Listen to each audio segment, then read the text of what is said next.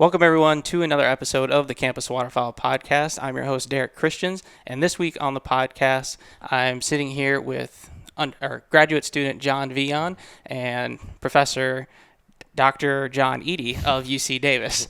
We're out here in California highlighting John's graduate research for our Waterfowl and Wetland Research Tour, and we're out on Birdhaven Ranch, which actually is owned by Paul Bonderson, who is a former DU president. So we're out here in Glenn County, California, and beautiful country. I'm excited to get these videos rolling on YouTube for you guys to watch. A lot of information in these upcoming episodes of the tour, but I think you guys will be able to learn a lot about what they're doing here on the ground in California. So, but if you guys are listening to this podcast on your phone or while you're out on the road, be sure to check out the YouTube video of this podcast. We're actually recording it, and you guys can kind of see where John and his team kind of get to hang out all summer, the living quarters. So, and then if you guys are watching it on YouTube, feel free to take it on the road if you're not able to finish it on Apple Podcasts, Spotify, and all those streaming platforms. But other than that, yeah, we're kind of winding down the summer months, and we're all, I think, have that duck depression, getting ready for hunting season. But no, I think the hunting season's not quite here yet, so we're still focusing on there's research to be done, and John and his team are out here doing a lot of things. So, John, you want to introduce yourself and kind of share with everyone kind of what you're doing out here? Yeah, so my name is John Veon. I am the PhD student on the project out here at the joint project with University of California, Davis and Birdhaven Ranch here in Glenn County. And essentially, kind of the big issue out here is being able to put wetlands on the landscape, but also not producing a ton of mosquitoes from those wetlands, and because they're vectors of disease, and then that promotes a public health issue. And due to the urbanization out here, there's worry of that disease transmission. So the idea behind my project essentially is trying to find better management regimes to keep water on those wetlands, but also manage for the abundance of those mosquitoes through ways that maybe don't use pesticides. So coming down to the engineering of the wetland and how we implement the different practices that could benefit waterfowl and other wetland species, but knock back those disease vectors such as mosquitoes. So. Nice. And then Dr. John Eadie, you want to introduce yourself as well? Sure. So I'm John Eadie. I'm a waterfowl professor at UC Davis. I've been there since 95. Privileged to hold the Dennis G. Raveling Waterfowl Endowed Chair, which is named after a giant in the waterfowl world. Some of you out there may have heard of Dennis Raveling. He was mostly a goose biologist, but just a fantastic biologist, waterfowl biologist. And Dennis passed away, unfortunately, too early at a young age. And I'm Canadian, but I'm American now, but was Canadian, and came down from Toronto to take this position in 95.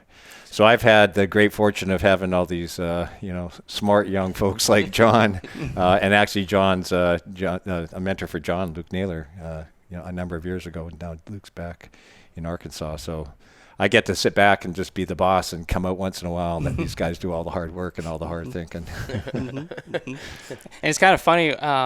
So, like, I'm thinking now, a couple projects ago, I got to visit with Kevin Ringelman, Dr. Kevin Ringelman at Louisiana State, and he was at UC Davis as well. He's one of my PhD students. So. Yeah, he's now holds an endowed position back at LSU. Yeah. So. It's a small world. It is. Yeah. It is. Be careful who you. Yeah. And then one of his former students are in your lab too. Yeah, that's right. Jackie Satter. Jackie, I know. Yeah, it's.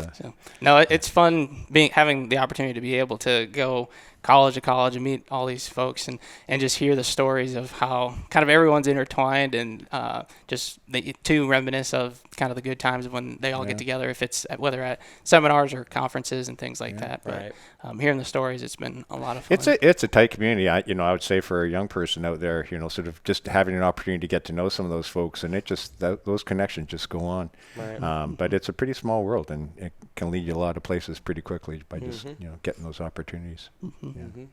Yeah. So in this podcast, I think we'll definitely be talking more about kind of how you guys kind of got to UC Davis and your journeys. But then also the reason kind of why we're out here is highlighting John's work here at the ranch. So we'll definitely be touching on that. But then also I think at the end of the podcast, I love talking about a lot of people who listen are maybe thinking about getting into this field or are in this field, and there's a lot of questions about just how to go about it. So I think having you two here to answer some of those questions, I think will help a lot of students out there. Mm-hmm.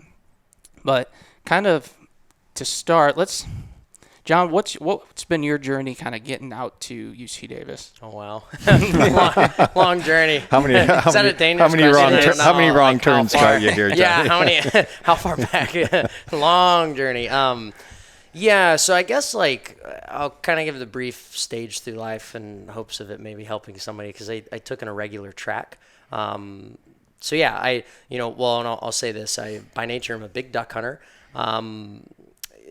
Probably in my family, I think, my dad grew up, he was born in Arkansas, but didn't live very long. He grew up mainly on the East Coast, so he comes from grouse, pheasant, and deer and bear hunting types of traditions. And although he duck hunted a little bit, and anyways, coming back to Arkansas, where, we basically have been living since we were little, I kind of grew up in that Arkansas hunting tradition, and that Texarkana, Arkansas is where my mom's from, and kind of grew up her whole life there, and her whole side of the family. So they kind of had that tie to a lot of the deep traditions from there.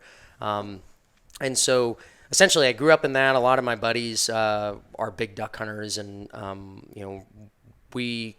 that's all we ate, slept, and breathed. We literally, when I tell you, on Thanksgiving breaks when we duck hunted every single morning and scouted every single day, we did that right until school started again. And I remember stories of before we could drive, my buddy's mom, because it was such a big deal to us to get to go on the weekends, she would actually drive us out to places so we could go hunting and sit with us in the blind. So I think about that, So I went to, high school in Texarkana, Arkansas, so home of the original Arkansas Razorback. I always have to put that plug. But I had this big, deep hunting and duck hunting specific background. Then I went on to Hendrix College. I initially thought going in that to make a living, I had to go and I loved science, but I thought that I had to go and become a doctor or something of that nature. I never even knew that I could do something like this. And I think it's pretty relatable to somebody you've had on the podcast before, Starla Phelps. She had a similar experience with the medical side of things. So I did medical school track. My 5 friends, 3 or 4 of them, all went into some medical profession or in residencies. So I was surrounded by that. I was the only one that was really hardcore into the wildlife sciences. And I'll never forget, an unrequired requirement, they say, of med school is doing some sort of research component. And I asked my medical advisor if I could do something that was not necessarily medical research. And they were like, yeah, they just want to see what you want to do. So I saw Dr. Marie McClung giving a little talk at a seminar, as a research seminar. They were looking for students, and I reached out to her and I said, hey, I had just done an Arkansas Game and Fish Commission internship for a whole summer in Southwest Arkansas, and I really like this stuff, and I'm thinking med school, to be honest, but I really want to do research. And so she saw my background, and I had already had my boater's education and all that stuff, and so some of the ideas I had a boat, and so point was she for the research ideas she had and the hunting experience I had, she basically was like, I remember I was in the meeting, she was like, have you selected a professor yet? And I was like, not really. And she was like, well, can I offer you a position? And I was beyond stoked. And that actually, snowballed into a really cool research project that really sparked a forward momentum into the research world for me. So then I tried to go into med school, and it wasn't necessarily working out. And eventually I reached out to Luke Naylor, who'd kind of been a mentor for me, and I left a little tidbit out, but while I was a teenager, I went to George Dunklin's Green Wing camp, and I was the kid that probably couldn't quit asking questions, and I was just so stoked to be there. And that I always joke that was kind of the spark, the little flame that stayed in the back of my head, that kind of always pushed me in this direction whenever it got a chance. So then, me and Luke had met there because he had a big teaching role there. And so I reached back out to him when I was doing this research, and we went and had lunch, and you talked about my undergrad research, but I, kept in touch with him as I was thinking I might go into med school, and he would always send me ads for things like tech positions and it's funny, it finally came around. I went and met Dr. McClung, me and Luke. We all went and sat in a coffee shop, and I was like, I really want to go into waterfowl research. Is what I want to do. So one thing led to another, and I magically found a position at the University of Arkansas in Fayetteville, where I was advised by Brett DeGregorio and one of John's former colleagues, David Kremens. And I got to work with mallards in the Mississippi Alluvial Valley, which was a hunter's dream, especially somebody who grew up in Arkansas. So I got to go around and weigh ducks. That was the general idea of that project. And after I got through that, I was like, I enjoy this so much, I don't want to stop. Luke Naylor came back in. This is where John's talking about, where you reach out to these people. Like, people in the community want to help.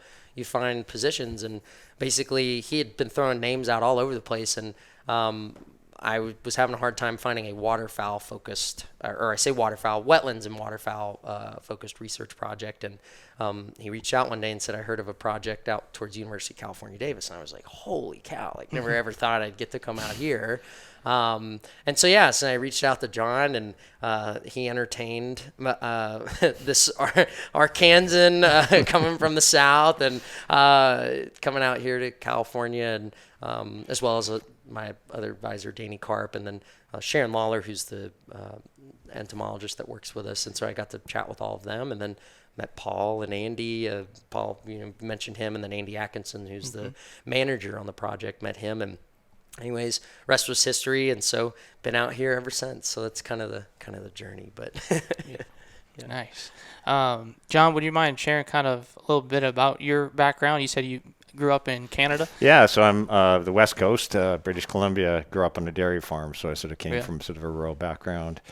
Moved to the city as a kid. We fished and duck hunted a little bit as kids. There wasn't a lot of duck hunting in British Columbia, but a little bit of it, more grouse hunting.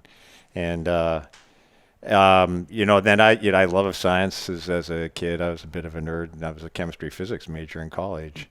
But I did all my, spare time stuff was outdoor activities. And then took a year off after first year, decided I did not want to go and sit in a lab for the rest of my life and do chemistry and physics.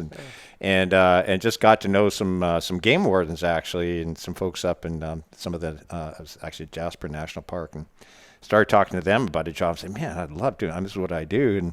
And I never really crossed my mind that there was a, career opportunity there. I'd already done first year university. So I went back to school. I hadn't even taken biology since grade 10.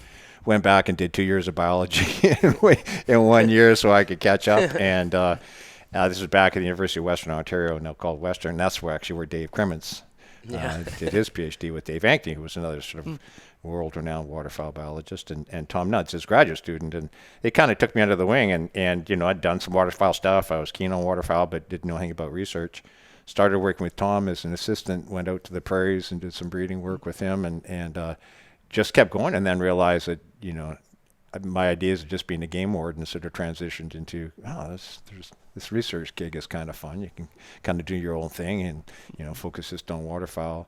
Did a master's degree up in Northern Ontario, went back to British Columbia and worked on cavity nesting ducks, sparrows, golden eyes. Not exactly the tastiest birds in the world, but nonetheless, I always get a hard time from my friends and colleagues. And then got a job teaching at the University of Toronto, which wasn't a big, school for wildlife biology.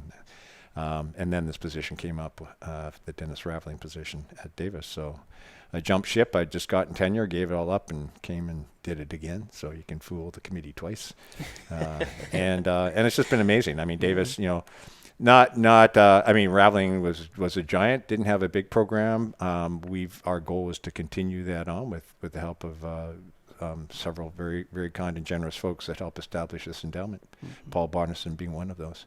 And so we've now had over 50 graduate students go through the program, over 3,000 undergrads take our waterfowl courses. So we're a little bit of a hidden mystery out here in California for a whole bunch of reasons. but there's lots of ducks. There's great duck hunting. Waterfowl are really important out here. and having a good program in the heart of the Central Valley is pretty key. So it's been a real privilege. So Absolutely. Yeah, and coming out here, John and I, when we were talking, it's just like I knew UC Davis was out here, and actually in high school I was looking at UC Davis because I wanted to get into vet school and things, and go that route, and looking at doing undergrad here. So I kind of was aware of it, but then just then having a conversation before coming out here, it's like I didn't know UC Davis had as prestigious of a waterfowl program as they did, and even the museum, and then the aviary, or the, what is it called? The aviary. Yeah, aviary.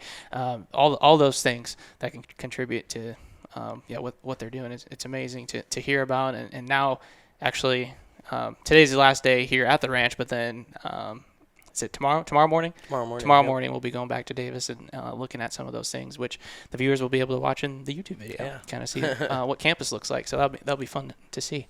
But John, a question for you, kind of, how did this project that John's working on, I apologize to the listeners. We got two Johns here. Old John, young John, or something. Yeah, old John and young John. How did you, and why did this research kind of come about? This is all due to Paul and Andy Atkinson and Rich Pence. So Andy was sort of way high up in Cal Fish and Wildlife, and managed a bunch of wildlife areas, and just sort of a trove of knowledge. And then he retired from one job, and then came to work for Paul Bonderson, who, as John just mentioned, was a previous, or you mentioned, was a previous president of DU. And Paul's been supporting, he was a donor to the Raveling Endowment, supported a bunch of our work up here. We've done a number of projects. And Andy, this is all Andy's idea about coming up with sort of not quite reverse cycle wetlands, but summer water. I'll let John go into the details of the project, but it really was, we need to be rethinking some of our issues. Mosquito abatement's a big concern in California, as John's mentioned about. It can be quite costly to landowners, the abatement costs, if you have to deal with that. And it can curtail your ability to maximize your moist soil food production, which is what wetland management is all about. And in California, it's all about water, right? Waters are fighting over whiskeys for drinking kind of thing in California. So Andy had come up with this alternative approach, and without going into the details, I'll leave that to John. But said, and Paul said, well, let's figure this out. Let's get some information on this and find out if it actually works. Reducing mosquitoes, still maintaining moist soil seed production, providing some summer habitat. And Paul, in his generosity, said, let's make it so. Let's do it. Andy, again, is the genius in terms of the designing the habitats, and then we said, well, let's get this going. We pulled in Danny Karp, who's a working lands biologist, and Sharon Lawler, who's an entomologist. So we're getting expertise from all sorts of different sectors. And then John, for better or worse, decided to come on and take on this task that turns out to be about 3 or 4 hidden PhDs. But it's a really exciting opportunity to do things at a landscape scale. So I always adaptive management is learning while doing, and this is a real working landscape. These are large units, not little microcosms that you might do in a lab. It's whole unit management, and it makes it real, and we're learning while we're doing, and so it's just a real nice opportunity. John, when you got accepted to come out here to California, or I guess what appealed to you about this project than maybe some other projects? Yeah, so first of all, having the wetlands aspect. So, growing up, so I've, big duck hunter, and my master's was all focused in mallard body mass, body condition, morphometrics, all of that.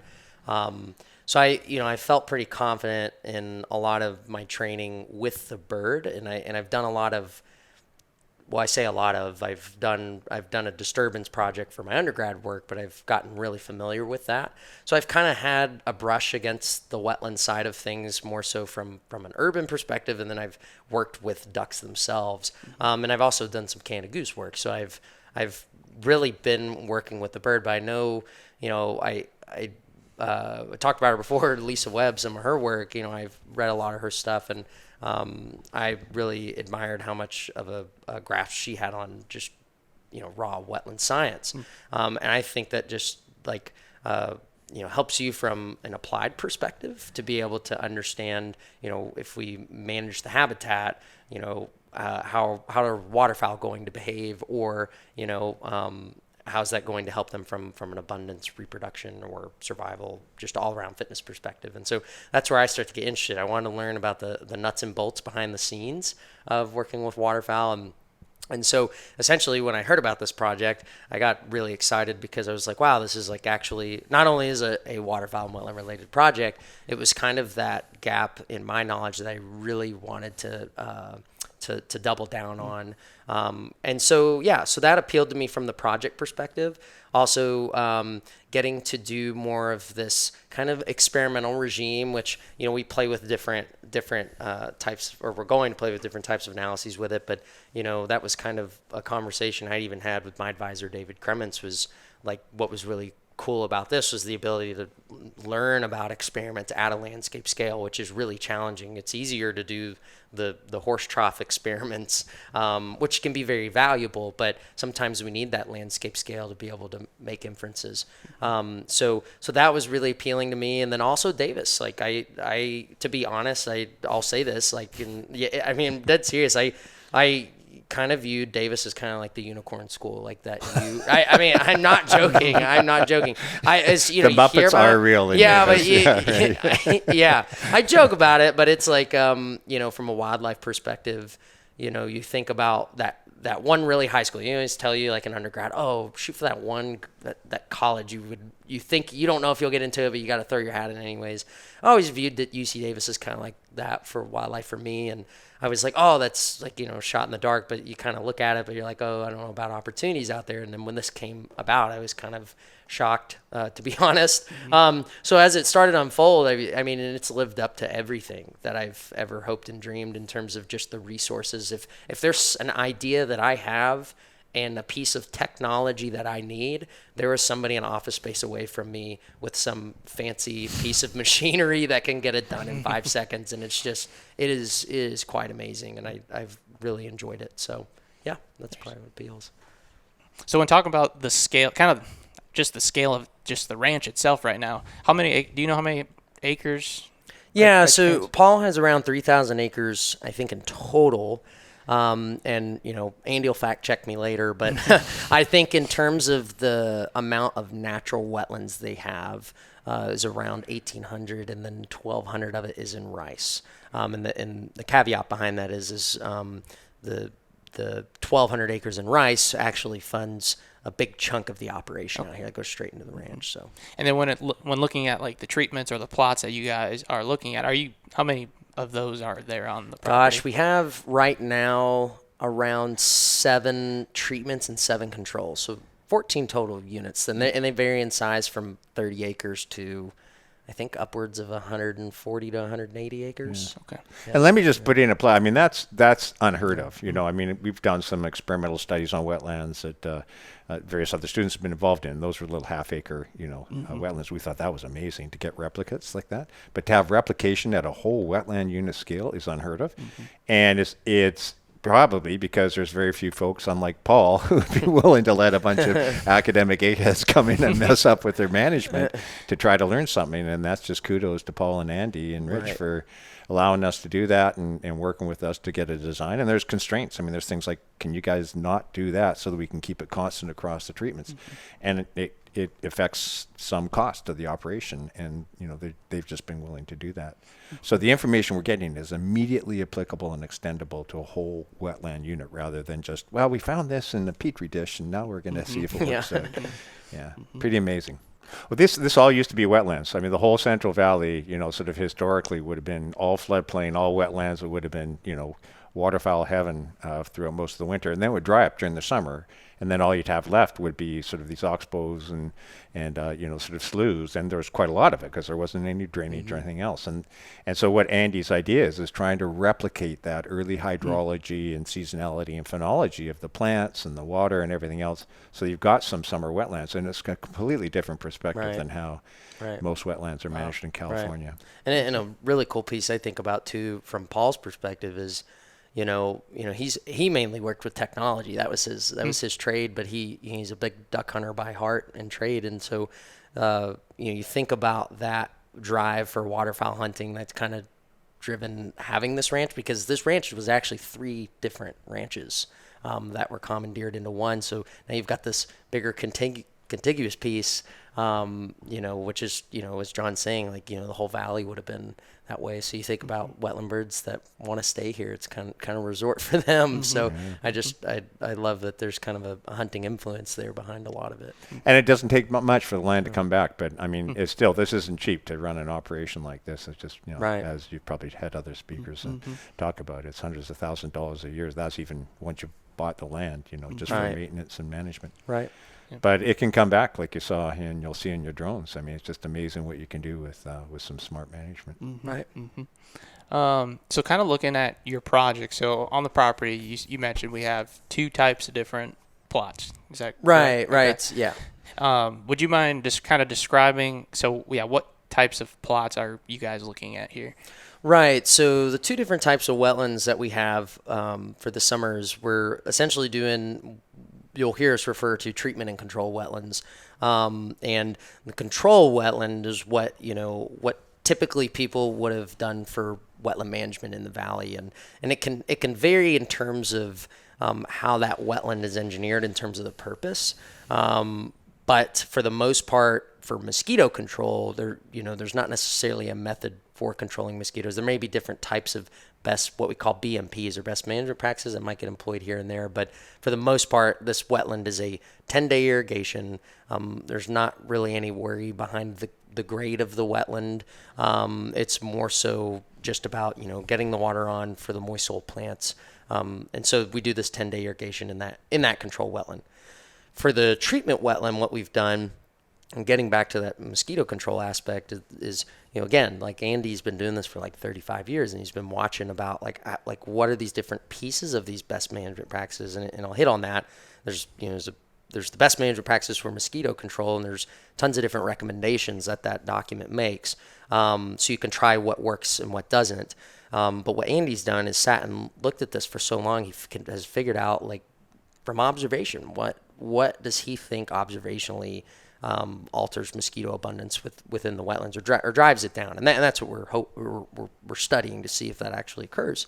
But what he's looked at is if he can put herbicide in those swales to try and make the water flow faster. Actually, he does that in the treatments and controls, but for the treatments, he actually grades those swales at a 3% grade, meaning from the north to the south, that there's an angle, so the water flows south and actually collects down at the bottom, and it actually flows fast in combination with those bare swales, so you don't have any vegetation there. And a swale, for clarification, is the canal within the wetland that's just kind of maybe like a foot to 2 feet, or 1 to 2 feet deep, that carries the water through the wetland. So in the treatments, there's usually one central swale. There might be some backfill swales from the southern end up to the northern end along the sides of the wetland. So as the water fills towards the bottom, it can backfill into those swales back towards the top. And then the other key piece, or 2 key pieces, I guess, is that we have the predator ponds down on the southern end. So the idea of the predator pond is that you've got this deeper, bigger pool that allows for the development of macroinvertebrates in between big irrigations. And so we have that predator pond, and then also we keep the predator pond in the swale wet with water in between the irrigation, so it actually has water on it, as opposed to control. After the controls, when they have that 10-day irrigation, they get drained completely and dried out, and they may not see water again for another month. But the treatments actually, we draw it down on day 5, actually, because a 5-day flood, the idea is that you're going to kill some of your moist or your invasive plants, but you're going to benefit the annual smart weeds versus the perennial, which the idea there with the annuals is that you're going to get less vegetation and more seed head as opposed to your perennial plants. So so they do that 5-day irrigation, but in between those irrigations on the treatments, they put water back on and leave it in the swales and the ponds to allow for soil moisture to be increased in the soils, and allow for those macroinvertebrates to continue to develop that might prey on mosquito larvae. And so, ton of information. Yeah. And like someone coming in. That's only part of it. Yeah, and like my mind has been just scrambled these last couple days trying to understand all this, and it's there's just so much to take in, but so you say all that, but then you're looking at different things throughout these wetlands. Right. So in terms of what we're testing, so I would say this to break it down completely is that the control is this traditional management style that is presumed to generate more mosquitoes than this treatment style that basically, as you said, there's a lot of moving pieces that go into that treatment that potentially drive down mosquitoes. So it's not just the hopes of predatory macroinvertebrates being able to develop and then prey on mosquitoes. It's how the water is able to flow and bring them to the predators, and also putting more moisture in the soil to disrupt some of the incubation period. So again, without getting into the nitty gritty, the treatment has multiple characteristics and aspects that are designed to potentially combat mosquito production. Yeah. We sometimes refer to it as sort of integrate, or what Andy likes is integrated wetland management. You know, it's not a single bullet, a single shotgun blast at it. It's a whole bunch of different components that all comprises the treatment. Right. Yeah. And we were just out in the field a few hours ago, but you were talking how sometimes the two practices, they can kind of based on the practices, they kind of, you're trying to find that kind of the equilibrium between reducing the amount of mosquitoes, but then also maximizing your production of those things. Yeah, I mean, the management is entirely about producing food for ducks for the winter. That's what most summer management is about, and that requires 1 or 2 irrigations for some period of time, 5 to 10 days. Right.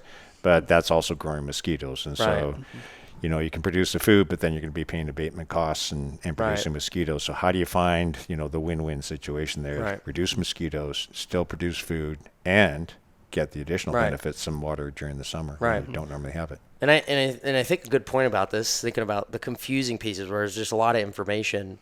It's easy enough for me to talk about it now, but I think about a year and a half ago, it's taken me a long time of sitting and watching. That's a big key thing that I've done, is sit and watch these wetlands. And I think it goes to say that there is a lot that goes into managing a wetland, that takes that relationship with a wetland, like sitting and watching there. I think John said it once, it was pretty funny, was, these wetlands are like a patient to their doctor. Like, they all have their different characteristics, and you have to be aware of those. And thinking about Andy, he's been watching this for so long, and he's able to key in on those aspects. So, there's just tons of different characteristics that go into it, and it's not easy, and not every management tactic. So we talk about the treatment have multiple things. For example, you could keep flooding longer than 5 days and kill all your invasive plants, but then you start selecting for maybe food that might not be as you may not get as much biomass of food as you would have if you would have stopped 5 days before and maybe kept a few invasive plants. So there's a lot of intricacies that kind of go into finding, because you'd mentioned the word equilibrium. It's like finding that, what's that compromise, what's the balance there. So, and so when you're looking at these wetlands, there's hundreds of thousands of different things you could look at. Right. But what are some of the things that you guys are trying to gauge and put numbers to when you're doing your research? Right. So I think kind of the big one for sure is the abundance of mosquitoes between the two units. So like how many mosquitoes are we actually getting in the control versus the treatment? Is there a difference? Which then will inform a lot of our other questions. But the other side of it is we're looking at that, and we're also looking at what types of macroinvertebrates are there. So, I always will say predatory macroinvertebrates, referring to aquatic insects that eat mosquito larvae. But there's also other ones that probably don't eat mosquito larvae, or there's predators that probably eat each other. So the idea is like collecting all of those and eventually looking at what's in the community there. I think we have close to 100 different, I won't say species, I'll say groups, but we've taxonomically brought them in to different groups. So we've got 100 different bugs right now that we've categorized. So the idea is kind of looking in these wetlands, like how does the groupings of different bugs in these wetlands change based on the size of the wetland, the size of the pond, how many swales you have, the grade of the swales. And so, putting numbers to those things or getting the numbers from those engineer style questions and then attaching that to the numbers of what we're finding from mosquitoes, relating that to the public health component, and then also the community dynamics of the macrovertebrates. We're basically able to, we're collecting that large scale information. And then we're also collecting information such as, water quality parameters, and that gets more so into the bugs. But then downstream, we're looking at moist soil seed productivity. So how did this benefit, or maybe it didn't, but how does this affect waterfowl and other wetland bird food resources? And then also looking at the diet of those birds. So we recently got the pilot this year, which was really fun. Some wood duck eDNA. So through diet samples, we did that with flycatchers, so black phoebes. And then we got to actually put some telemetry devices on ducks to kind of see like how we haven't analyzed it yet, but to see if, maybe when we're moving this water, or how we move it could maybe generate traps or not for mortality. So we're measuring a bunch of different things. I think we talked about it's kind of lateral as opposed to vertical. It's all in different directions. So it's kind of a whole ecosystem kind of approach, right? So much of our management in the past has been sort of single question, what's the effect on mosquitoes, and then not looking at anything else and not thinking about all the subsidiary, potential benefits and or trade-offs, so it's a big project because it crosses all the different taxonomic boundaries, even just from aquatic to terrestrial, even, the subsidies of those terrestrial ecosystems, black phoebes, for example.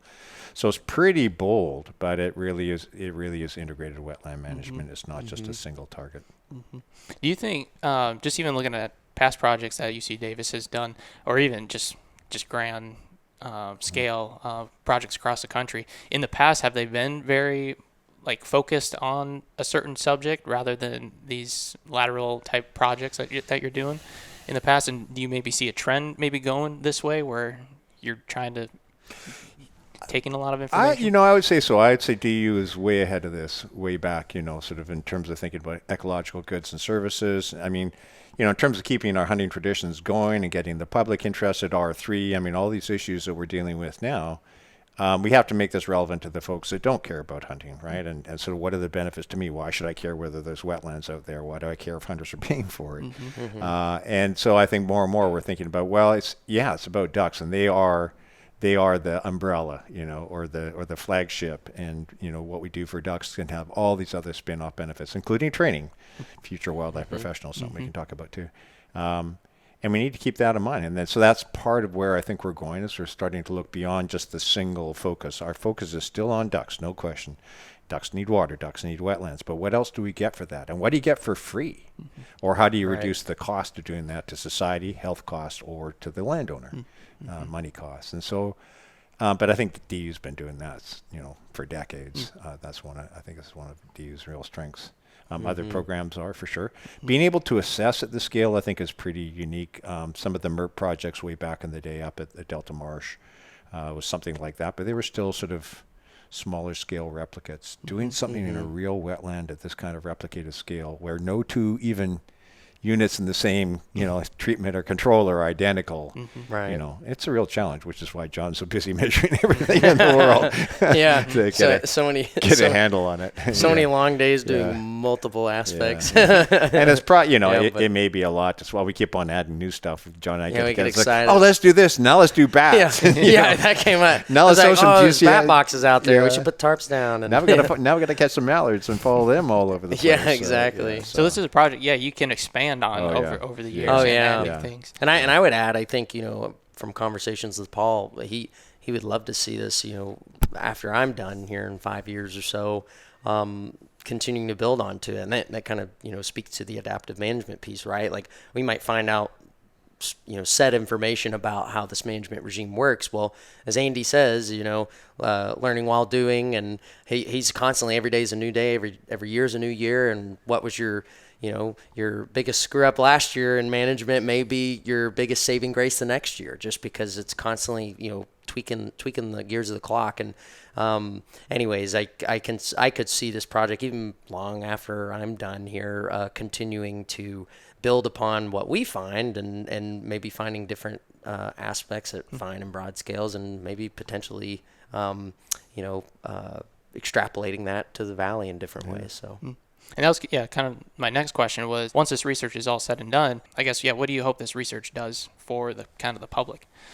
Yeah, so I hope nobody ever gets bit by a mosquito ever again. I'm not joking. I actually, one of the things I joke about that, but I entered this project was that, it was kind of like, you're never going to get rid of mosquitoes. Like, I mean, they're just part of the landscape and part of that habitat. But what I really hope that this project generates is, with the assistance of, Andy's ideas and building upon those, how, developing a new best management practice, or even helping to rewrite some of the best management practices that are in place for a new wetland regime that, drives down mosquitoes, maybe potentially removes pesticides from some of these wetlands, or the need to use them from a mosquito vector control association standpoint. So those are the guys that actually come out and would treat and test.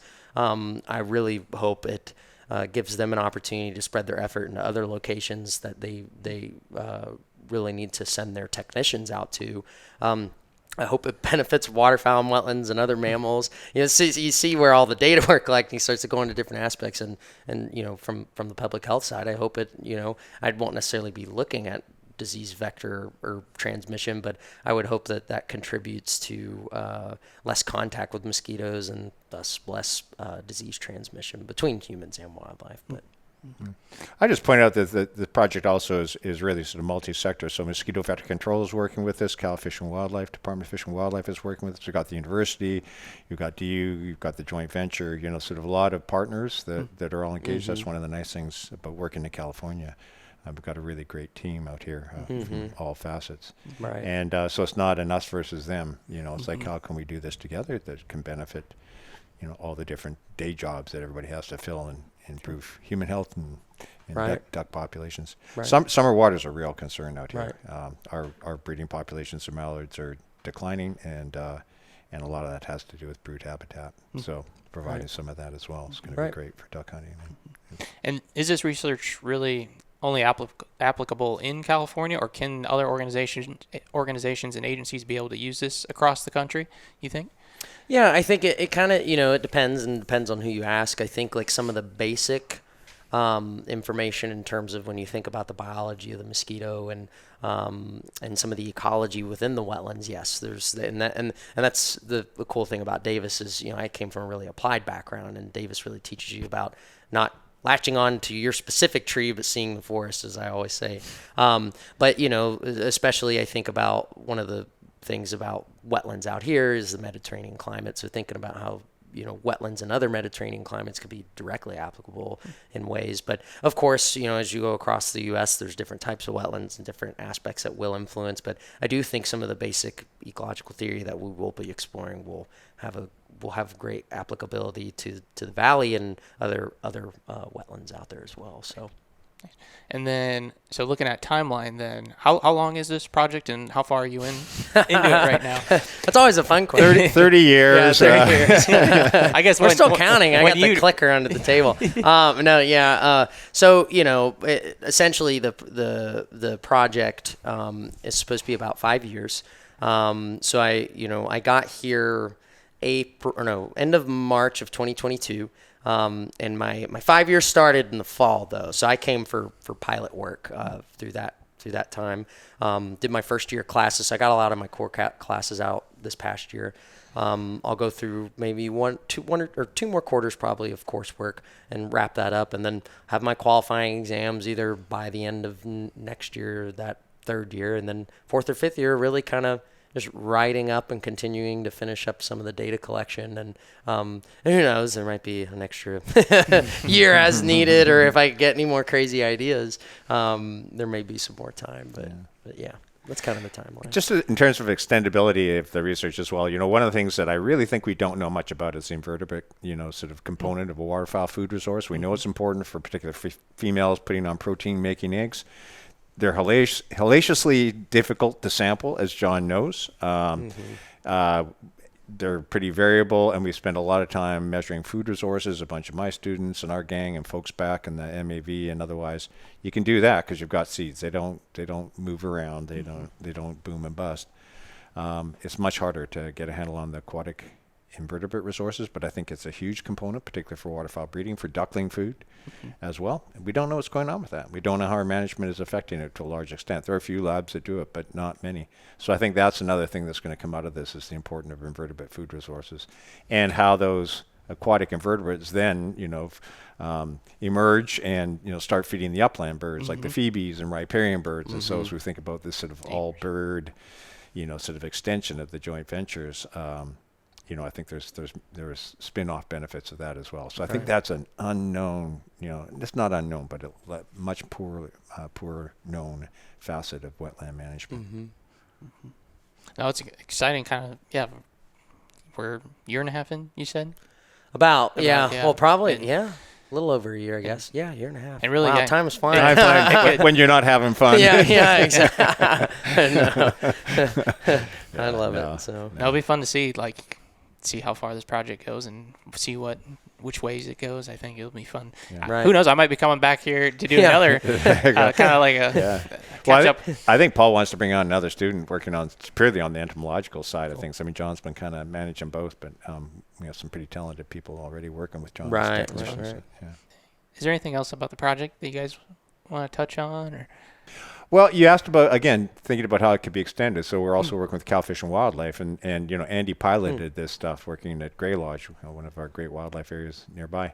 And, several managers saying, that's an interesting idea. Let's see if it can work. And I think we want to be careful. We're not saying this would control mosquitoes.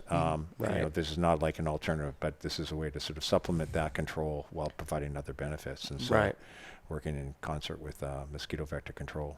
Right. It's not an either or. Explaining what mosquito vector is. Okay.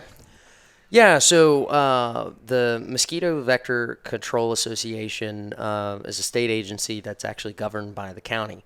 And so essentially what they do is they're charged with going out and assessing public health threat from mosquitoes. So we know mosquitoes are vectors of disease, and different mosquitoes can generate or can be vectors for different I'll say threat levels of disease, so ones that may be more detrimental than others. So essentially they go out and they use it's essentially a cup on a stick, and they dip in the wetlands and see on average how many mosquito larvae they're getting.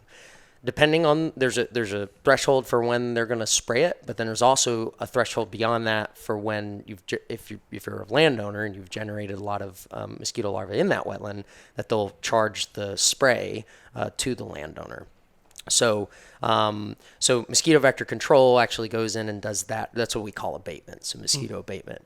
But on their side, that's if we didn't have some of that pesticide use and we didn't have, some of those agencies, we wouldn't have a level of mosquito control or checking. So thinking about more of that public health where their importance is, they play a big role in keeping some of the public health issues at bay with that. But that's not to say that there aren't conflicts with wildlife. We think about human-wildlife conflict and generating all the issues. And so, that's where it's difficult from the manager's side, right? Because you want to help waterfowl and wetlands and other wetland-dependent species, but you could be generating mosquitoes. And so, the whole idea of this project is, pulling in these entities. And I think that's what's really fun about it is, we bring in mosquito vector control and let them know everything we're doing, and they let us know what they're doing. I coordinate with them every single day. And same thing with our management staff out here at Birdhaven, Andy and Rich, who's another manager or assistant assistant head manager out here. They coordinate with mosquito vector as well in terms of when water's coming off down to the hour and minute, and when water's going on. And so it comes down to trying to find the compromises that keep mosquitoes at bay with that organization, or trying to keep mosquitoes at bay from a management side, but also trying to keep the public health threat at bay and recognizing mosquito vectors' role as well. And you kind of one piece that kind of stuck out to me was kind of the monetary thing that happened, or with all of this, is where in the state of California, is it the landowner is then responsible? Right. So essentially, if there's and the threshold can vary by county in terms of when they're gonna spray, and then where it's so much that they would charge the landowner. So there's like a 2-tier threshold, if that makes sense. And that might change based on the type of mosquito that they're finding. Some carry West Nile and some carry malaria. So, and I don't think malaria is been detected in the valley, but really more is with West Nile is the concern. So, so if it goes beyond that threshold where you're producing a lot of mosquito larvae on average per dip, that's when it would get charged to the landowner. And it can be pretty pricey. I mean, it can vary from $20 to as much as $40 an acre. So imagine if you're doing 1,000 acres. Yeah, and these aren't just for. I mean, they can do it, but it's not just the hand sprayers going and spraying puddles. These are airplanes. These are agricultural airplanes flying this over. Right. Yeah. So imagine if you have to get sprayed 2 or 3 times during the summer, that can just bump up your wetland management costs exorbitantly. Right. Yeah. No, I can't imagine this, like, just even running a household having like an unexpected payment of a lump sum needed due. It's like, and that happens throughout the summer months, and got the air conditioning bill, $40,000. Yeah. and thinking about the economics you're saying, another important thing from the purely the wetland side is that you're already, if you're managing wetlands, you're paying for the water too. Mm-hmm. So if you're thinking about the draining side of things, if you have to keep draining the wetland, and you're not thinking about how you're moving the water, that water coming out of the slough is going to be $3 an acre foot. If you're going to be doing that from a cold well, which we were blessed this year with water all over California, so everybody got to use a lot of water from the sloughs. That was cheaper. But in a year where it's really dry, like last year, you're using wells, or if you can afford to have a well, and that can run, I think, upwards of $9 to $12 an acre foot. So it's extremely more expensive. So it comes down to thinking about your water conservation, and on top of the abatement, it's kind of like figuring out what you're willing to be able to work with and what you can spend. So, I think and that's kind of a piece that other projects sometimes don't have. Well, not as direct as this has implications for. It's kind of the monetary piece, which kind of, just based on my personality and background, it's kind of interesting to see that side. And you got a lot of different organizations working together and trying to figure all this stuff out. And you got you here trying to make sense of it all. To make sense of it all and trying to figure out what to test and then Wetland management isn't cheap. I mean, it may be a little, California may be a bit unique. I mean, just because of the water situation and good wetland management certainly isn't cheap. Bad wetland management is a lot cheaper. And then you're just trying to balance off all these trade-offs. It is an economic puzzle for sure. Right. No question. And I'll say, that was a mind boggler for me. Was I came from Arkansas. It's since I'm originally from there, our issue has been we've got too much water, and and anybody listening that knows about the green tree reservoirs out that way, that there's been significant issues with the tree health just because we've had too much water in the spring and summers. Coming out here, I was blown away at how many places looked like it held water but hadn't held water in a long time. Maybe this year, but that's where I began to learn how unique California was in some of the California's aspects, lost 95% of our wetlands, so we're number one. We lead the nation. I mean, it's 50% average across the nation. It's incredible. Yeah, and it's estimated that upwards of 20% of North America's waterfowl population passes through here. So there's a big disconnect there. Right. But no, kudos to you and your team for going out there and trying to make sense and trying to make sense of all this stuff, because there's a lot of components that are going into it, and it affects a lot of people. I think so. look forward to kind of seeing where it goes, seeing what you find out, and two, even once hopefully this information can be used and applied to help kind of monitor and all these different things that's going on. Right. But I think, is there anything else you guys want to touch on with the project? I guess, I could touch on essentially some of our project parties, just kind of thanking them for thinking about, Paul specifically for a lot of the funding and giving us the opportunity to do this. This is incredible, and it excites me every single day because I just I get to go and pick the clock apart and see what works, what doesn't, and that informs all my research, and I get to go in many different directions. And then Andy and Rich and all the workers out here at Bird Haven, they really have taken care of me and my techs that come in every year, and really allow us to not only do the research, but man, the amount of stuff we're learning on a day-to-day basis from just going out and riding around and just having, we just do little, we get little radios in about where to go, what to see, and that's a lot of fun. And then, we've, CDFW is somewhat involved in, Brian Olson, former student of John, has offered up several services and ideas that I've bounced off of him. So really thankful for that. And then also Mosquito Vector Control Association, big thanks, because Butte County specifically, because, the ability to even have some of our wetlands to be not treated for the study is huge.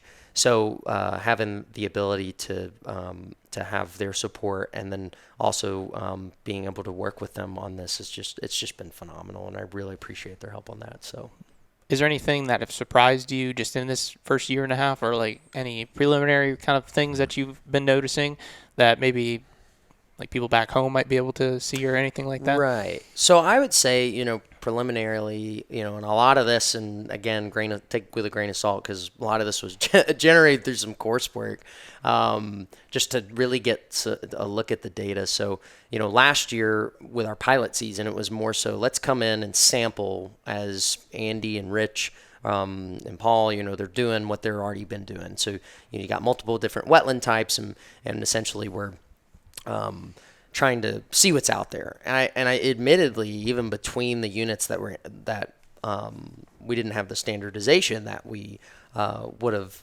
had this year, I was seeing some slight differences. Although it was muddy, you could see differences between even among the different sampling regimes for mosquitoes and macroinvertebrates, where you're collecting a little bit of each in both of those different sampling regimes.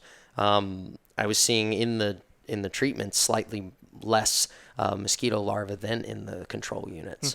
So preliminarily, we were seeing some of that in the preliminary data. I was actually, again, I was shocked from the statistical standpoint how some of the stuff I was putting into the computer it was able to handle, just because typically when you're working with wetlands that are of the size and scale we're working with, it's just all over the place.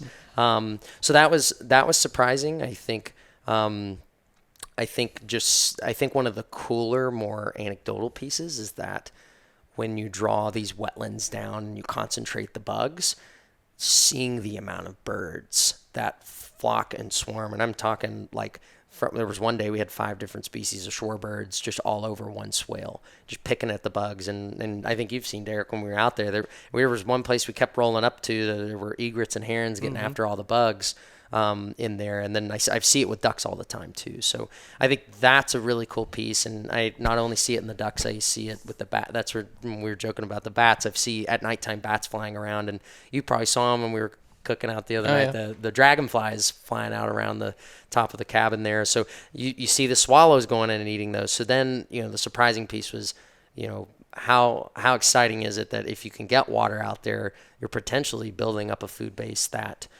all these wetland and wildlife species could benefit from. And that's where I got excited, and that's kind of informed some of our downstream benefits questions that we're potentially going to look into as well. Nice. I'd say some of the ideas about, the concept of ecological traps, with our traditional summer wetland management. Maybe you might want to say something about that, John. Yeah. So, and kind of into some of the telemetry stuff. I guess. Just the fragmentation. So this one kind of excites me, and it's kind of a funny little piece.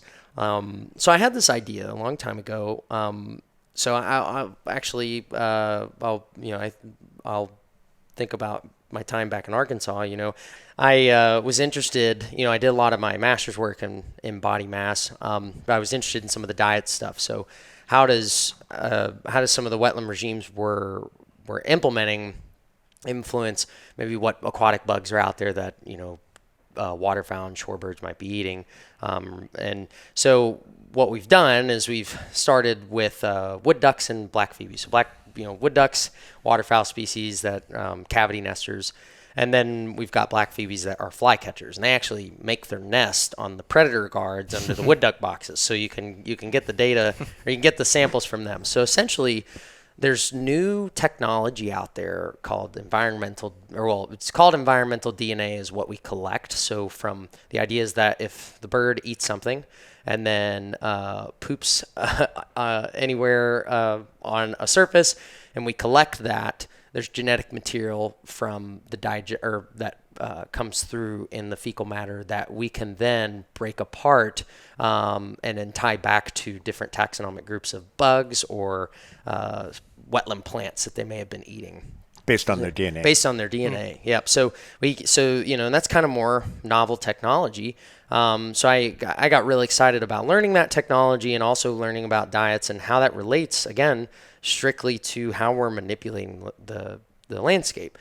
But so we're doing that with wood ducks and with black phoebes now.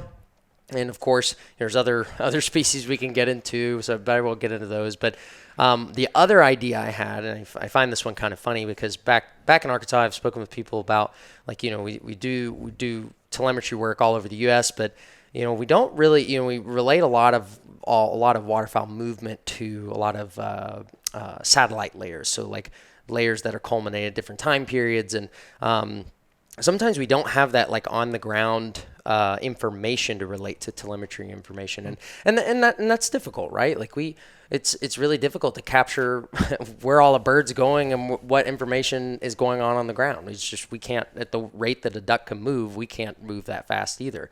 So what I had this idea about thinking about kind of the adaptive side of it. So traditionally, a lot of telemetry styles or studies are more of the passive side, where it's like we put the telemetry device on and track the bird's movements, and then we'll relate that to information later we can gather offline. The idea here was that we're tracking the irrigations from down to the hour and minute of when the water's coming on, water's coming off, when it's in the swale, when it's not in the swale, and how deep these wetlands are. And so the idea is that we've got this on the ground information. We know what units are getting flooded up, and we have wood ducks that are pretty much local, and especially right now when they're hatching out their young or their ducklings. So we basically also had an opportunity, USGS. So Mike Casaza and Andrea Mott had helped us, and then Corey Overton as well. They actually donated 3 telemetry devices for us to pilot some of this waterfowl movement idea, or waterfowl movement ideas, with kind of the basis being that, okay, we're studying diet. We don't really know where it's coming from if we get the sample, to be honest. Where are the ducks moving about the ranch as we have water on the ranch? Is it is the slough next to the units enough, or are the swale floods enough? Or if, say we have nothing flooded towards the southern end, there's actual sloughs, but then there's an actual entire wetland flooded on the north, are they going to opt for that instead? So we actually put some telemetry devices on birds that were within a week of hatching, I believe, their ducklings. And then, we hoped and prayed they would upload, and then they did. And so what's interesting about it is some of the ideas, Andy has is about habitat fragmentation. So if I flood, if I don't have a method to how I flood these units, in what order, thinking about maybe you're moving from north to south and how you're flooding your units, if there's not a neighboring unit that you're flooding up as you're draining the other one, does that duck have anywhere to go, or are you forcing it to go into a place where there might be a bunch of predators? So maybe there's a slough, or I think mainly the agricultural ditches where a lot of otters and egrets and herons hang out that actually will eat on the ducklings. And we don't know for fact, so I'll say that, but in some of the telemetry data we've had, it's pretty cool. I mean, you kind of see them go over to these ag ditches, and like it's within a day or two, you see them kind of like sitting there, and then all of a sudden they just skip town. They go away from the ranch, which kind of tells us if they're flying that far after ducklings hatched,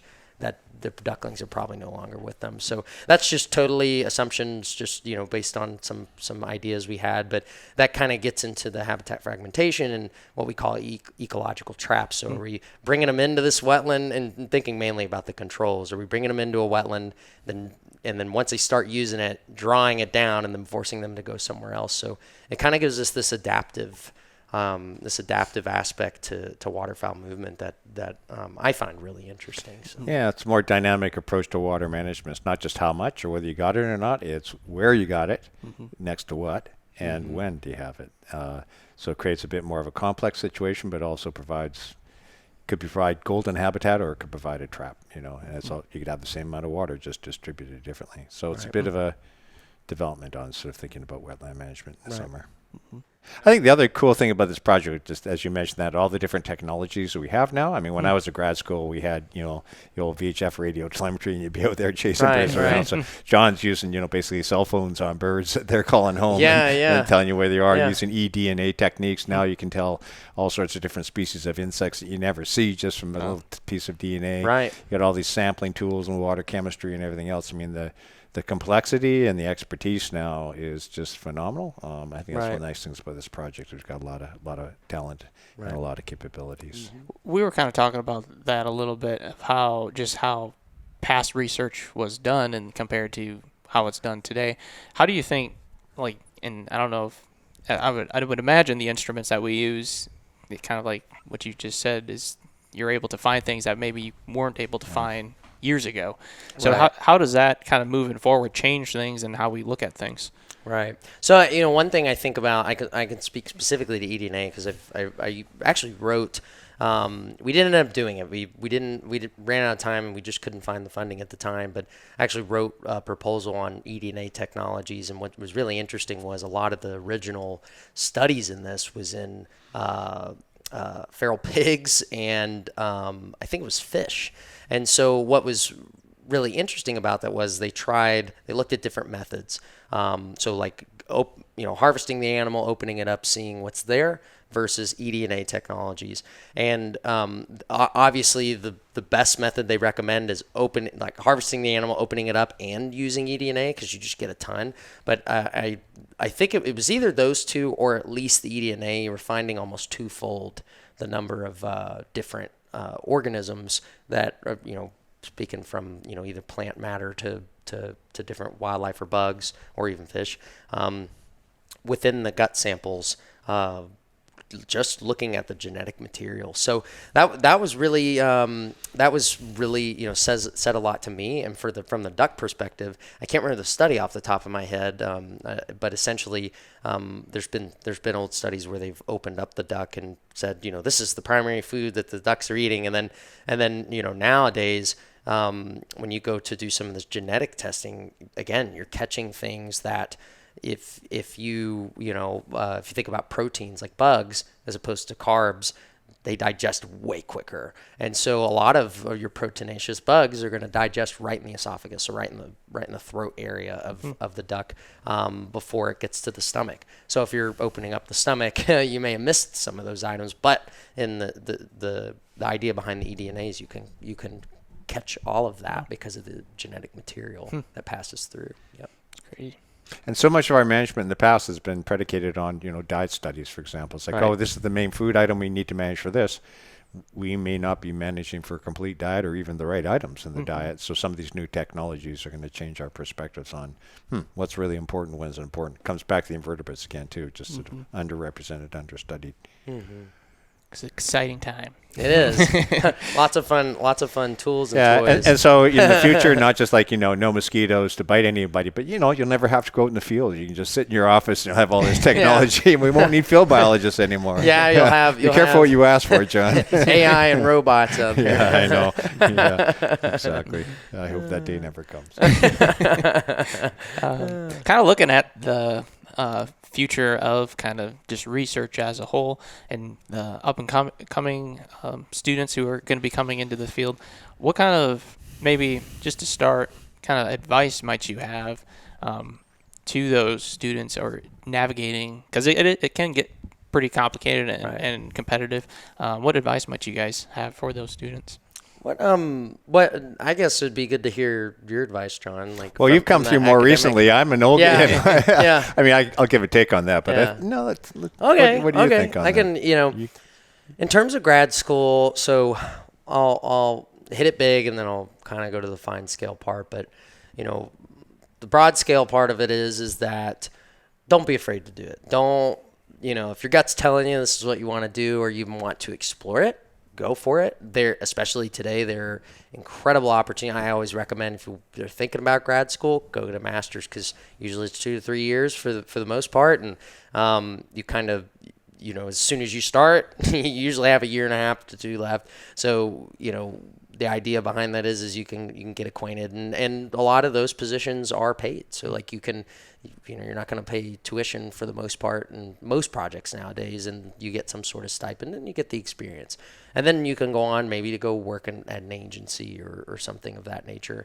And then, then you can decide to go on to grad school. So, but my big kicker is that if, you're thinking you really want to do that, listen and explore it. Don't be afraid to explore it. Reach out to people. Even if that's Instagram, social media, you name it, email.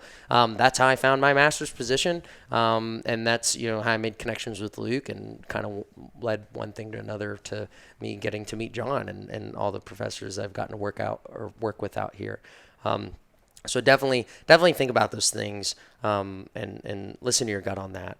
Kind of more of the fine scale is like if you're thinking about going into grad school, and you're an undergrad specifically, this is one thing I always say is like, try to find an advisor that might align with what you're interested in, and go chat with them and say, whether that be an advisor from a class perspective or potential research project, I would reach out to them and say, hey, I noticed you do this work, maybe even read a couple of their papers, or, and say, I'm interested in doing research. Do you have any opportunities, or do you have or know of anybody that might have some opportunities, or would you entertain me coming up with an idea and us trying to chase some funding? And doing that right there, a lot of the times, and John can vouch more than I can because I'm not a professor, but I feel like a lot of professors get excited about that, and they really like when someone's really interested in that kind of work and want to facilitate that. So I definitely recommend that, and I think about that back to my undergrad experience with Dr. Marie McClung. Like, she kind of was my foot into the research world. And that was all from just reaching out and chatting with her, and the rest was history. So that'd be kind of my take going through it, but yeah. Yeah, no, I think it's exactly right. One of the things I always tell sort of the undergrads, and sometimes they're a bit hesitant to do that, go and, if you're thinking about a college student, go and talk to the faculty. We're not evil. We don't bite, most of us, the ones that you want to talk to anyways. And because it is a small world and it's a small network. I mean, John's whole career, you just hear how talk to this person, talk to the next person, they fed them on to the next thing. And so it is a network, and the earlier you can get into that network, the better, whether it's through social media or through a college or a JC or whatever it is. That's one aspect. The other that I often tell students is just get out there and do it. Get some hands-on experience. Mm-hmm. Not always easy. There's often internships around through agencies, DU, universities, etc., graduate students. John's got a bunch of students working for him. It's as important to know what you do like as to what you don't like, and so that's the only way you're going to find out. I wasn't going into wildlife. I was chemistry, physics, until I took a year off after first year university. So that changed my world right there. And then going to another school and meeting Tom Nuds and Dave Ankney, that changed my world right there. And I blame them. And you just never know, So you just got to put yourself in the path of circumstance, really. Right. And it's getting, I think things are a little bit easier for internships. I know it's hard. Hey, I'd love to do it, but I just can't volunteer my time. I got to work. I got to pay for rent. I'm helping with a family or whatever. And that's changing a little bit. The more and more internships now are paid internships. So that's a good way to go. Right. So I think those are the two things. And, I got a shout out to the waterfowl community. A lot of the students that come through our programs will take a course of waterfowl or whatever. My waterfowl course, and they'll get excited by it, and they may not become waterfowl biologists or waterfowl managers, but now they're aware, There's, they understand where the hunting community comes from. They understand where the resources for wetland conservation in North America have come from. And then they may go into another job. They may be a administrator. They may just be a voter, but they have that awareness. And so I guess I would encourage folks that have any interest, and if they're listening to this podcast, like, go and learn a little bit more about it, or encourage somebody who doesn't know much about it. Just find out more, and then just become more informed. Those doors start opening. They're not going to open unless you knock on them. So I just encourage students to, don't be afraid. Don't sit back and wait for something to come to them. Just go and talk to somebody, get a connection, and it just starts snowballing. Right. Yeah. Right. And that hands-on experience. You come up for a job. It's like, well, what have you done? Well, I slung beer in the student pub for 3 years, and sold coffee in the coffee house. And it's like, well, you may be a hard worker, but don't be afraid. If you don't have that experience, you don't get it until you get out there. Right. Sometimes you have to do something that's maybe like, oh, it's not as much fun, or you got to put yourself out there a little bit. And it kind of unfolds, and speaking more to the waterfowl sense, but this could be extrapolated to other fields as well. But like for someone who's so stoked on waterfowl hunting, and just like I always joke I'm a waterfowl hunting history nut, because I just love all that stuff, duck calls, you name it. And growing up over there in Arkansas, but one of the cool things John was saying about doors opening is like, you start talking and meeting with people, and like forcing yourself to go to those things where there's like going to be other people you've never met before that may have some influence in the field, or even volunteering in different capacities with an agency, going and helping, whether it's banding birds or going out and doing ride-arounds and looking at wetlands. Some of those connections I've met, and I'll just name a few, but I think about like, I've gotten to, collaborate with Jim Ronquist. A lot of people know Jim Ronquist, great guy and a great friend. And actually found out his camera guy's son, I forgot, we pieced it together, went to college with me and actually played on the basketball team there for a period of time. And so, I got to collaborate with them for a few times. And then especially wetlands program coordinator back in Arkansas, and some of the commissioners, I've gotten to work with them, and which kind of unfolded into a second family there in the wildlife world. And then I've gotten to meet some of the, meat eater folks who are doing some of this. And, from my hunter side, although this is mainly geared, a lot of what I do in my work is for research and waterfowl research, you have doors open up in some really extravagant and fun, cool ways. And essentially like this too, where we get to do this campus waterfowl collaboration. And it's, I think it's definitely like, even since campus waterfowl started in 2014, things have changed over the years, and people I've collaborated with have brought information to me and about kind of just even like, it's kind of weird talking about the audience that I'm my target audience, but just that demographic of the collegiate waterfowl and just waterfowlers, just collegiate waterfowlers as a whole, that demographic, and how crucial and important of a role they play in kind of just our conservation efforts of making sure like to the wetlands and the waterfowl are taken care of, and when it comes to waterfowl hunting and the research. Can I give a shout out to Paul? One of the things we did with Paul, again, this is just sort of Paul's vision always. It was, I guess we've done it for 15 or 16 years. We started this student waterfowl camp. Kind of took a page out of Madison, Wisconsin, had a program years ago. Don Rouge was doing that with others, and LSU did a bit of one. And this was for a group of students who have never hunted before, ever in their life. And this is Davis, California. Yeah, right? So this is not your hotbed of waterfowl hunters for sure. In fact, you sometimes probably can't even say you're a waterfowl hunter. And this was for wildlife students who had never hunted, and it wasn't an R3. It wasn't trying to recruit. It was just, you're going to go out there. You're in a wildlife program, so you're going to be working with hunters. You need to understand where they're coming from, and this is just to give you a chance to learn it from the grounds up, learn the passion and the commitment and the effort that waterfowl hunters put into it. So it's a weekend deal. Paul underwrote the whole deal, has it up here at Birdhaven, which is not your typical waterfowl hunting experience. So granted, it's it may not be totally representative, and we've done it for 15 years. I guess we've had 150 students. Who Delta now has a big problem that's done a program that's done it. Other universities are doing it as well, and it's been absolutely fantastic in terms just what you were saying, so students that have no idea, some of them come in and say, I'm not even so sure how I feel about hunting, or, sort of I'm a vegetarian or whatever, and say, fine, that's, we're not trying to convert you. We just want to open your eyes. And I thought for sure, there's going to be a lawsuit in the works there, or my dean was going to have me into her office or whatever. And it's just been magical. And the students, some of them go on and become hunters. Others just go, I get it now. I never knew the commitment that hunters make to waterfowl and wetland conservation. And it was just a sea change for them. And so now when they go out there and they get a job in some other component of wildlife, they get it. They understand it. Paul, I remember Bob McClandress, past president of CWA, and I were talking to Paul one day and said, what's the biggest problem with your students? I said, well, these kids are just coming in, they're pretty green, they don't understand, and they're just never going to get it until they actually do it. And you don't just walk out in the marsh, get some waders, buy a shotgun, get a duck license. Right. It's not possible for them. And that was just, again, part of Paul's vision that ties into exactly this, opening the doors and just saying, you're welcome, come on in. It takes some work. So the work ethic's a big thing too. You're not just going to come out and say, well, drive me around in a buggy and, sort of make it easy for me. Right. And it's been, we haven't had a single complaint. Students said, wow, that was life changing. Oh, so, yeah. Yeah. And I was actually, when we talk about appeal about UC Davis, I love helping with those hunt camps because, I hope that people trust me enough to be a voice of the hunting community from that side. But, I always wrap my head around those kinds of things because I think about like my relationship with hunting. I've been hunting since I was really young. My dad's side of the family, used to hunt the Allegheny National Forest, and I got family. I mean, we have family members that, it'd be in the Thompson side of my family. There's a classic Pennsylvania rifle, would have been around New Wilmington, Pennsylvania.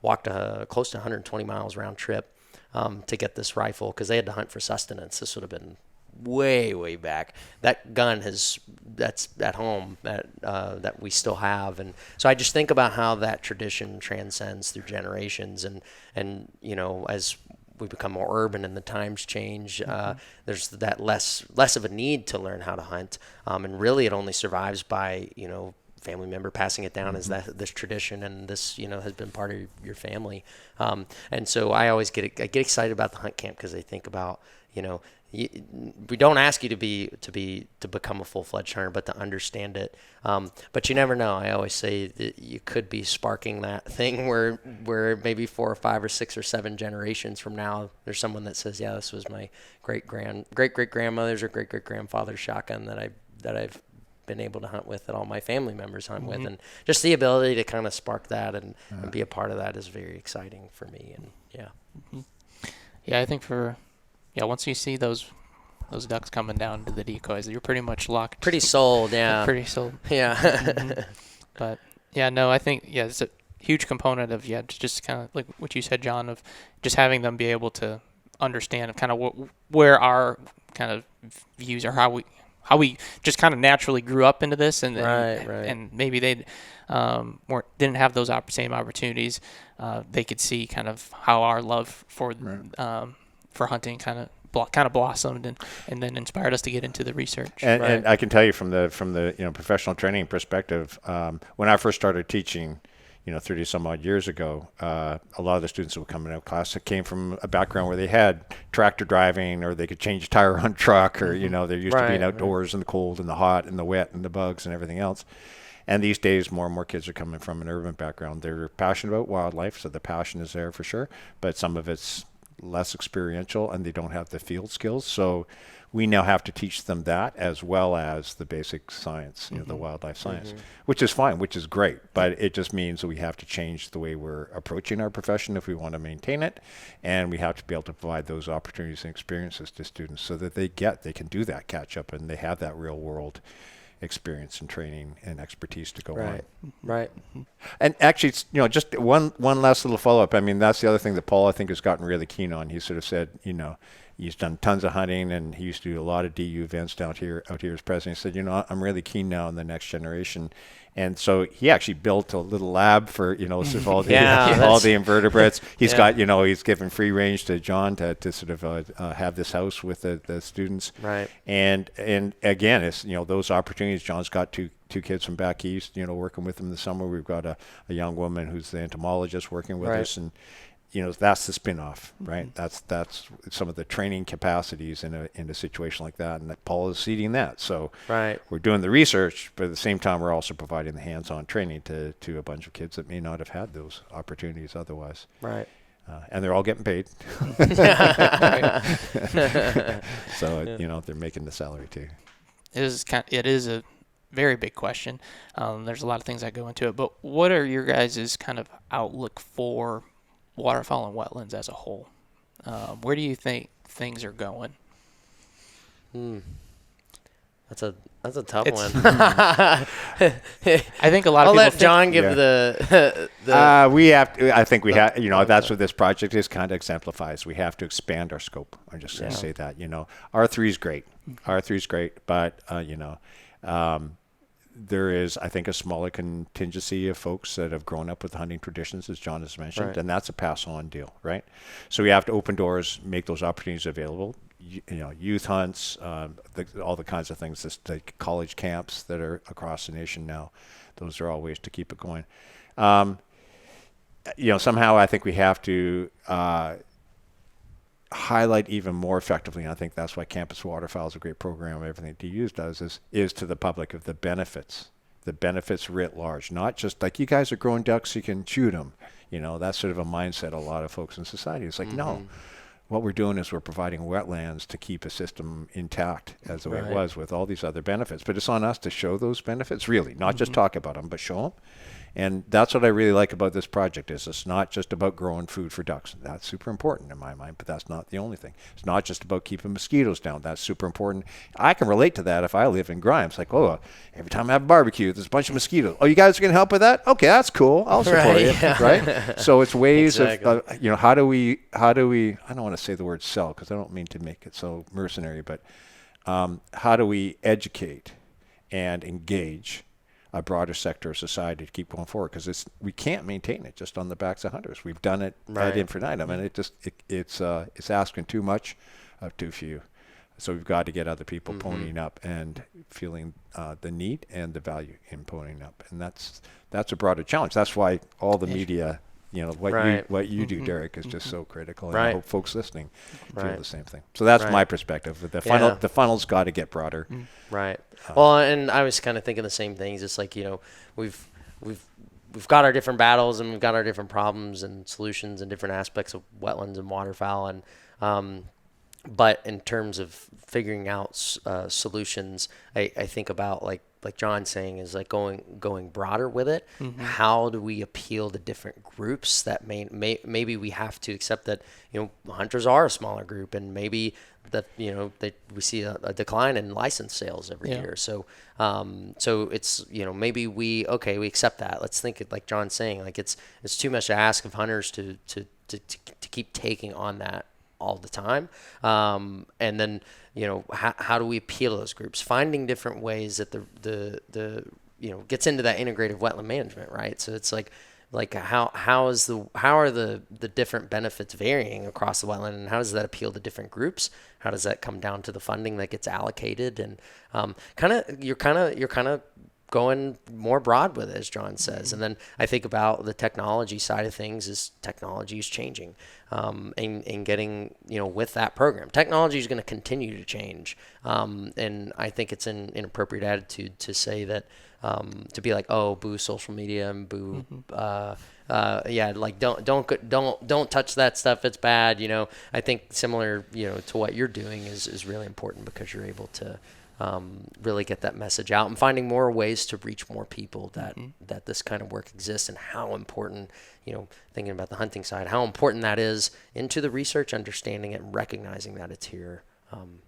I think that's important to the outlook of the hunting side of things, and then also the conservation of wetlands and waterfowl as a whole. So, there's a paper that's been much talked about in science a few years back, showing the state of North America's birds. The Derek brought this up. Oh, did you? The big decline, right? And the one group that was not declining was waterfowl, and that's had two interesting spin-offs. On the first hand, when that first came out, I went, yeah, that just shows, and guess who's paying for that? Guess why that's the case, because of all the engagement and involvement in wetland conservation. The flip side I started hearing was like, oh, well, waterfowl wetlands are doing just fine, thanks very much. So we got to put all the resources to these other groups of birds. Yeah. So, and there's some merit to that argument, I suppose. But then what I keep thinking about is, look at what you got for waterfowl, for all these other sort of wetland dependent species, without paying for it. Largely on the backs of hunters, and Pittman Robertson and everything else that's gone in to support wetland conservation.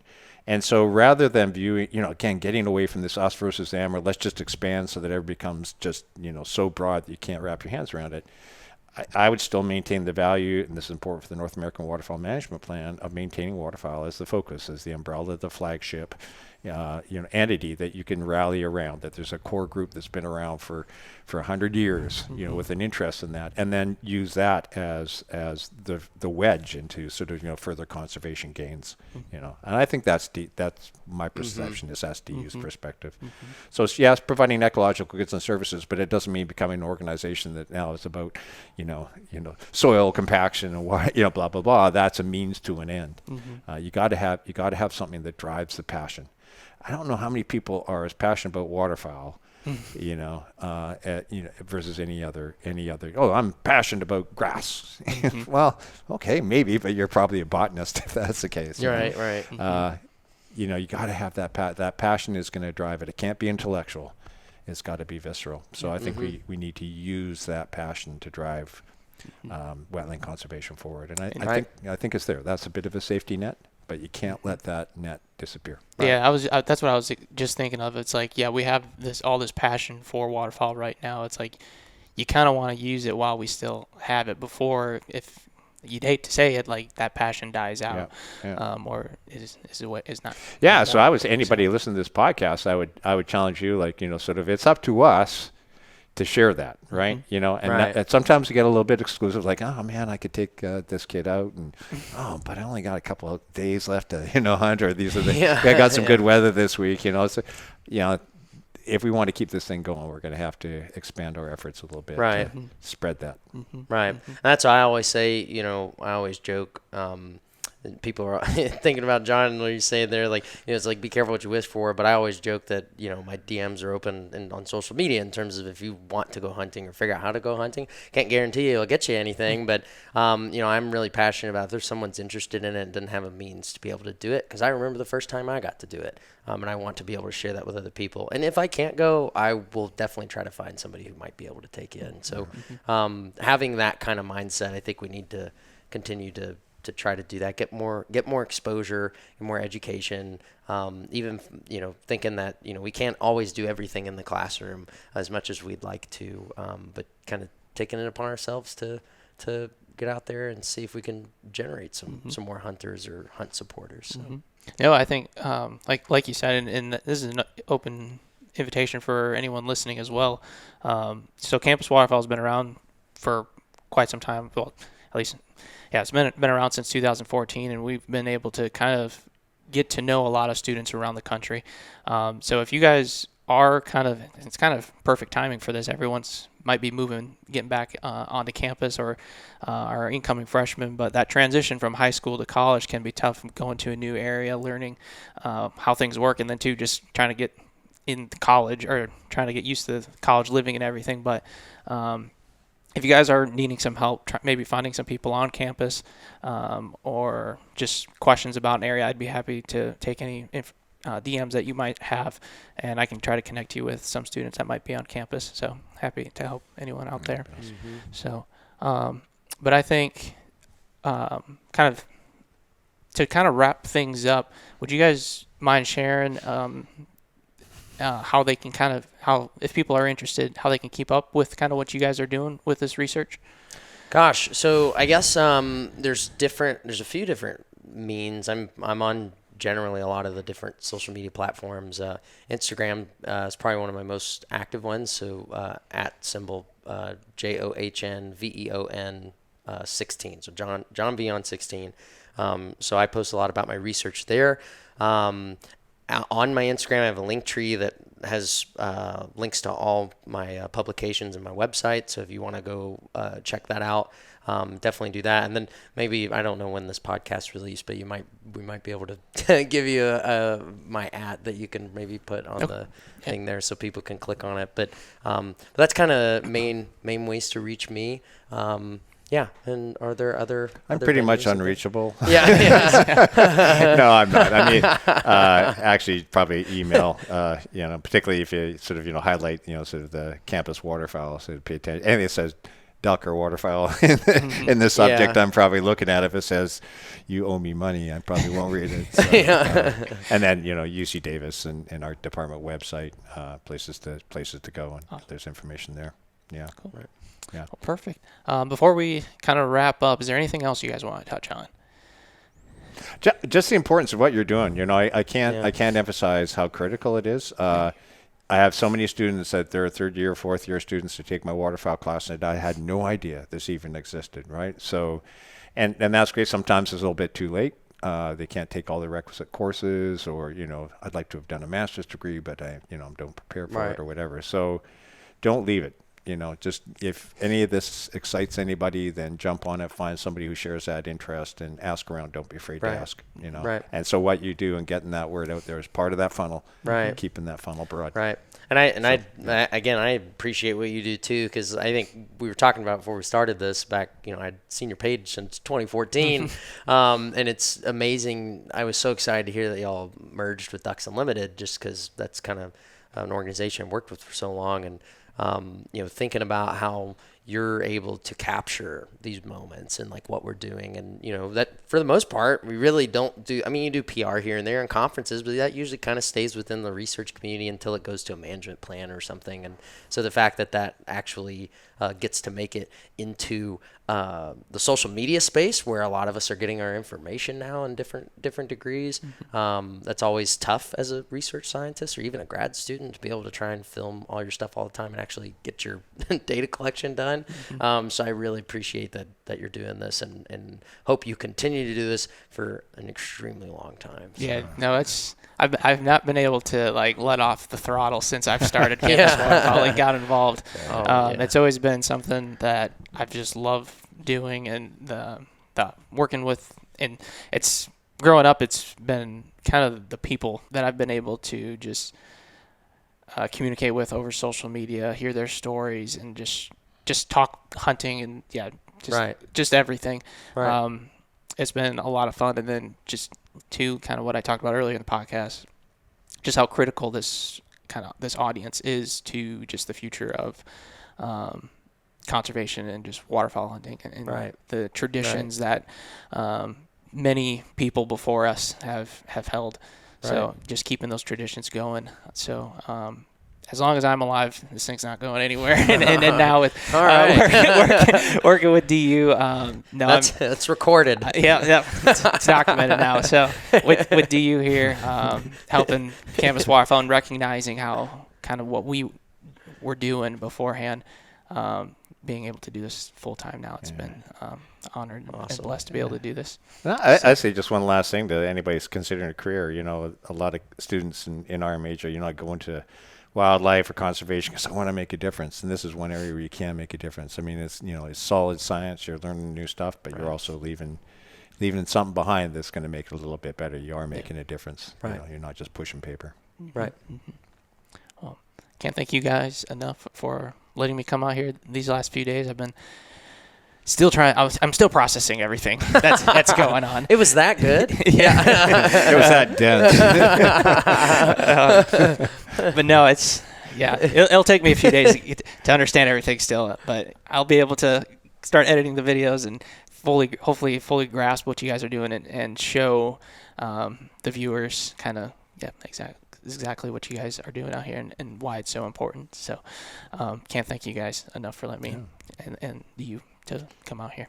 No problem. So, and thank you for including us and capturing us, and everybody at Ducks Unlimited for giving you the ability to come do this. Yes. So. And thanks again to Paul and Andy, thanks again to Paul, Andy, and Rich, for making the project possible, and partners at CDFW and then Mosquito Vector Control for actually making this project possible on the landscape. So Absolutely.